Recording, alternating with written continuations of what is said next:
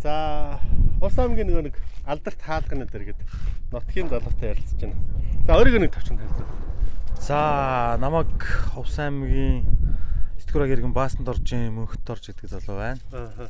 Тэгээ орон нутгата ажил хөдөлмөр эрхэлж амьдардаг. Тийм залуу байна. Нутагтаа амьдрах хэрэг нь ямархуу байна. Ягаад Улаанбаатар руу явахгүй вэ? Эсвэл ийш тийш ягаад явахгүй? Эндээ харагдаад байна. Хүмүүс нь яваад байгаа юм шүү. Харин хүмүүс ирэн залуучууд голдоо хот хүрээ бараадаа, соёл бараадаа яваал байна.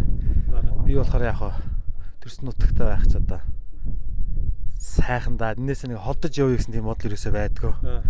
Тэгээ нутаг орондоо бас нэг уул ус нутгийнхаа одоо монголчууд нэг нүүдэлчин ахуйтай хардсан болохоор малчин ахуй энэ хөдөөнийхөө ахуйтай ингээ бас нэг хил хязгаарынхаа юуд ингээд харж идэг, манж идэг тэрийгээ. Тэгээ тийм утгаараа бас нэг мазалаа нутагтаа өнч гэдэг нэг юм байдаг шээ. Тэр шиг би ч одоо нутагтаа өнч гэж шүү дээ.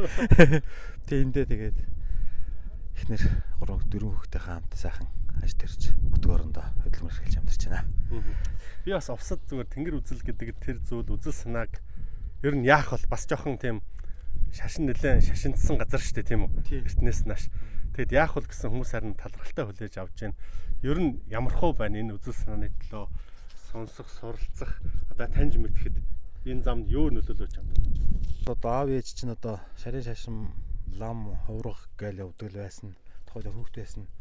Тэр юугаар нь ээж авахын юугаар л өвжл байсан л да. Тэгээд ерөнхийдөө ингээд амьдрал зохиогоод ингээд одоо гэр бүл зохиосон чинь ямар нэгэн шалтгаанаар одоо альва нэг зүйлийг одоо шүтэх нэг тэрэнд нэг тийм чиглэл авахт нэг тийм шаардлага гарна л да. Тэгээд би ч нэлээд их юм сонирхож судалж явсан л да. Сонссон, харсан. Тэгээд явж тэгээд ер нь бол энэ тэнгэр үзэл гэдэг нь одоо миний одоо бидний ахуйд арай ойр. Тэгээ ойлгоход амар дөхөм санагдсан л да.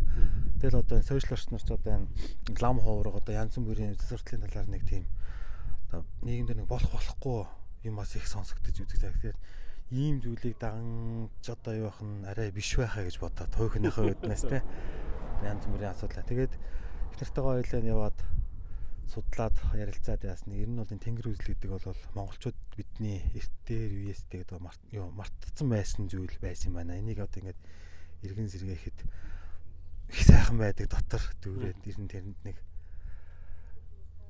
сайхан байдаг хэрэг болтохгүй нэ. Тий их л гоё байдаг та.